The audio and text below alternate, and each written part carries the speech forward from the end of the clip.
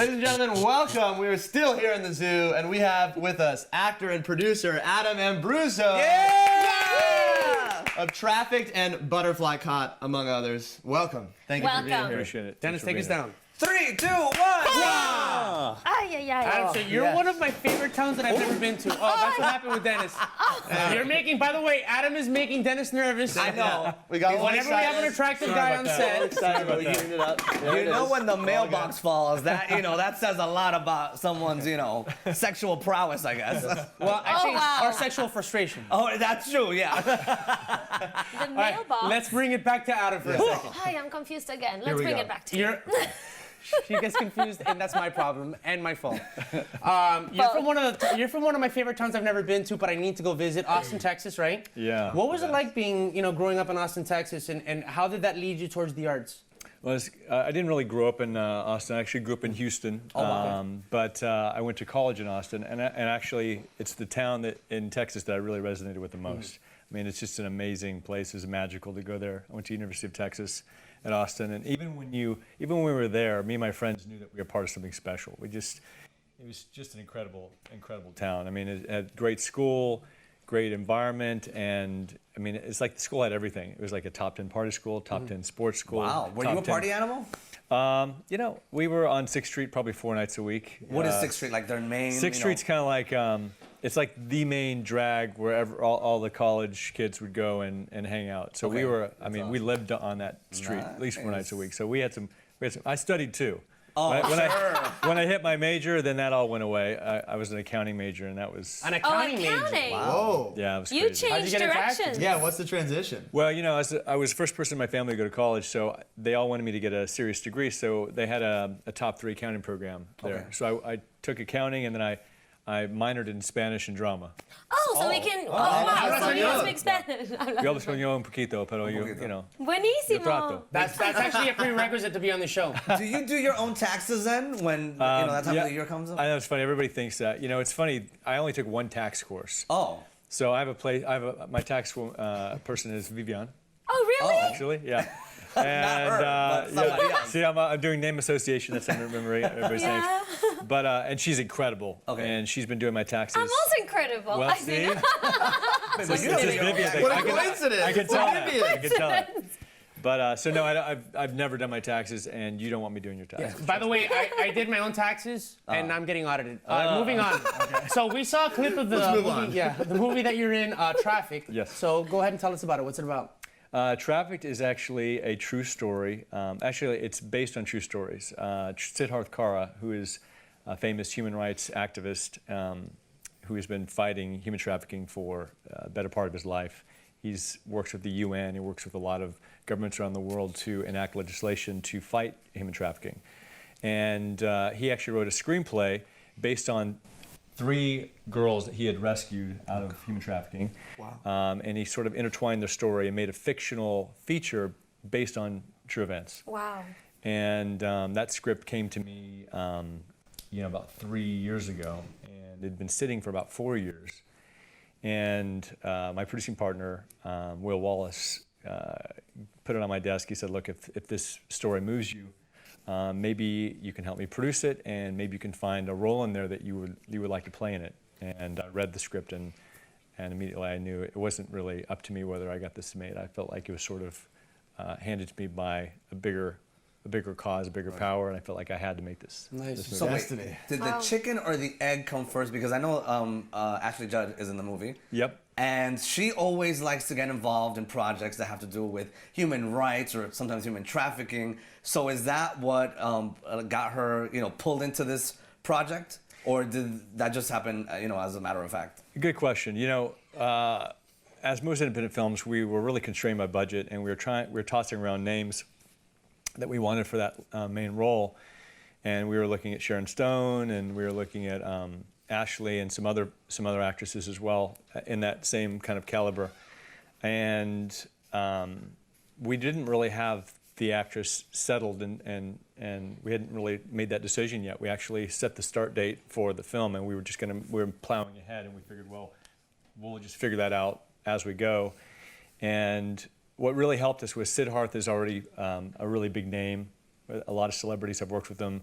to fight human trafficking before this film. So he was able to call up a lot of the names we wanted in his cell phone, and that really helped us out a lot. So I want his cell phone. I know, right? But we had a lot of people jump on because he was involved with the project, and also because the director is a well-known director. So we had some really good people that really kind of helped us get to A-list talent really quickly.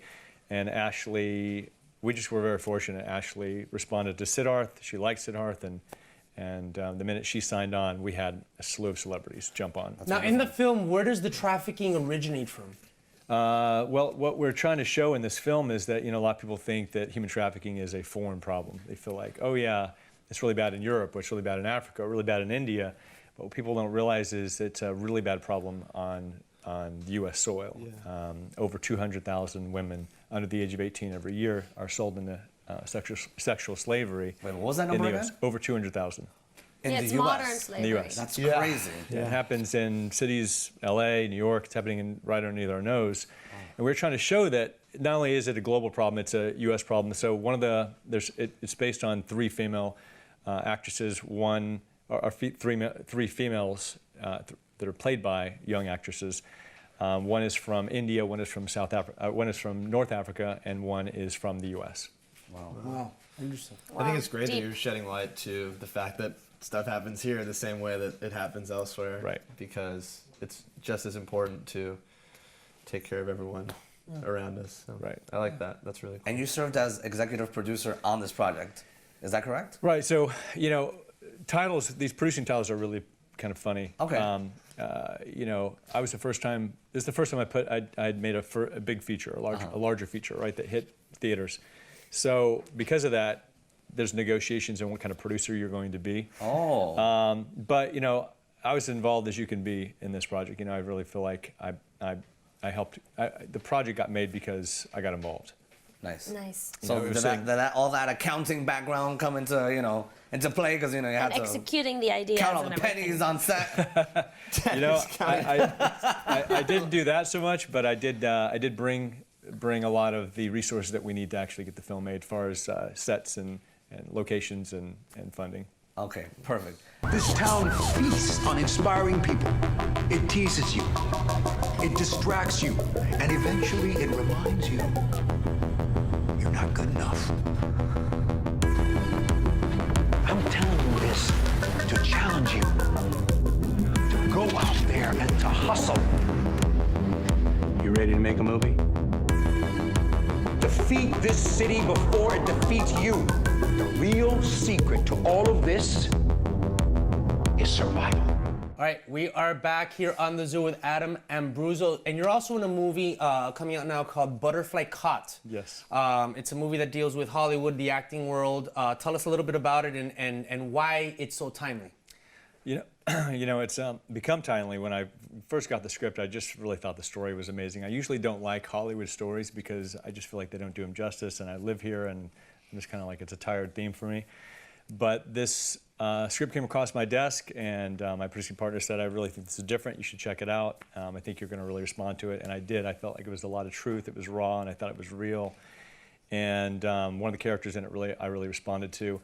But interestingly enough, it takes a while from the time you film something till it comes out. So now here we are 2 years later, and the film premiered a couple of weeks ago. And it's like, it turns out it couldn't be any more timely, because the theme of the movie is, it's kind of centered around an ensemble cast, but one main female character. She's an actress in Hollywood, and she's up for a huge role, and this really, really well-named director actually requires her to sleep with him to get the role, and then he ends up not even giving her the role. So we were out in Minnesota like promoting this film, and we just, all of a sudden, this is all blowing up, and we're like, wow, this is really crazy. How do we respond to this? Because we're getting questions on the red carpet with like, how is this for your film? And I think people are wanting to say, oh, it's great for our film, but really, I don't think this is great for anybody. I think this is, it is interesting that the timing makes our film really relevant, and hopefully that pushes this cause even further. But it's a terrible thing, and I'm glad I'm really glad that it's coming out and a lot of this stuff is ending, and it's not just a female problem, even though our movie centers on female, but we're finding out it's a male and female problem. You know, it's a people problem. People have been taking Have you advantage heard of of it. actual happening. cases like this happening in real life in your experiences here in Hollywood? Absolutely. Every one of my friends has been through it. I've Really? actually have a personal experience myself where, you know, I didn't acquiesce on it, but I definitely I share it all the time. I've shared my story on set a lot because I always feel like people can derive kind of a lesson on how you handle that. You know, because you can't change what happens to you, but you can definitely equip yourself and think about it beforehand on how you're going to handle that situation when you get in there. Well, can you tell us what happened? Do you mind sharing that story? You know, I won't give you the long version. I can give Right. you a short version. It's actually a pretty moving story, and it's a little graphic, so probably not great for TV. Well, give us the PG version. you know? Yeah. Well, I mean, I was relatively newer in town, and I had some pretty good breaks when I first got here. And I had a manager, kind of a smaller manager. And when I was out one night on a date, I met a producer who was pretty large producer, and he said, you know, listen, I think that you would be great with Matthew McConaughey's manager. I think that she'd really respond to you. You have some similar things going on. He's very complimentary. So he said, hey, let's meet. So I thought, okay, well, great, let's meet. And I was right away. I got the impression that he was wanting something more. So I'm like, well, I'll just push for a day meeting. You know, I'm used to people having ulterior motives, and I couldn't push him to a day meeting. He kept saying, no, I'm so busy. So I thought, all right, I'll meet you at night. So I met him at the whiskey? Whiskey a go-go? No, the whiskey at the Sunset Marquis. Okay. So it was kind of surreal because I was newer in town, and he and I were sitting at dinner, and there's celebrities all around us, and he didn't waste any time. I mean, we were there probably 10 minutes. He said, you know, I would like to perform this act on you in the bathroom. Oh my gosh. You know, and I just said, well, you know, that's not going to happen. Right. You know, and so we went back and forth, and he kind of, you know, was begging a little bit, and then started describing things he shouldn't be Wow. describing. Is And this then- someone that's still working in the industry? He is. Wow. Crazy. And I just treated him with respect, you know, because you know, the old me in Texas, when I didn't know better, I may have been like punched him or something. Right? But I'd been out here long enough to realize, you know, people aren't doing it because they have, you know, they're hurting. You know, they think this is the way to get love, and this is. So I just kind of felt sorry for him, really. So I just treated him with respect. And then he kind of like started hitting below the belt and saying some rude things about me, trying to you know, he was Wow, kind so of- it's trying to make really you feel close bad. to home. yeah, Right. Yeah, and then it ended with I just said, you know, here's what I'd like to happen. I'd like us to remain friends, because I don't want them to. I'm just, you know. You don't want to burn bridges. Well, plus I don't want to just be having relationships to gain. Oh, yeah. I was like, you know, like I can be friends with this guy, regardless of what his motives are. Okay. So I said, I'd like to remain friends, but I would like you not to help me out with my career. And that blew him away. He freaked out, and he was like, no, I want to help you out with my career. I was like, no, I prefer you to. Yeah, you yeah, did yeah. not. Wow. And now look where you are without Yeah. his help. So good for you on that. I Great know you have response, too, other yeah. projects coming, correct, Adam? I do. Can you tell us like real quick what this new project is before we say goodbye to you? Because we want to know. Yeah, sure. I'm really excited about the next project. You know, I think every project sets up the next one. So I think that these, you know, Butterfly Cot and Trafficked, you know, put me in a situation where, you know, luckily some projects are coming to me now. And there's a true story based on a guy who actually dove into a pool, hit his head, went into a coma, and 1 out of 8 billion people get what happened to him, which is he The got piano one? He got acquired savant syndrome. Yes, Wow, yes, what is I that? saw that. And so someone I know actually got his life rights, wrote his life story Right. in a screenplay, and they asked me to play him. That's Amazing. awesome. Before we leave, I want to say something. Thank you very much for sharing your story. Yeah. Because it takes a lot of guts to not just, you know, I know that a lot of people are putting that out there now, but it's so personal and I appreciate it. And, you know, hopefully when people tell more of their stories, it helps others who are going through some of these things who don't have it in them to share. But to hear it will help them get through it. So I appreciate that. Thank you very much. And I give you Yeah. one silver line in that story. 3 months later, I kept running into this guy. Oh, wow. Kind of a weird deal. And he actually referred me to my manager, which ended up being Matthew McConaughey's manager for 2 years. Okay. So There you you went with a have good it. thing after all. Bravo. That's the way to handle it.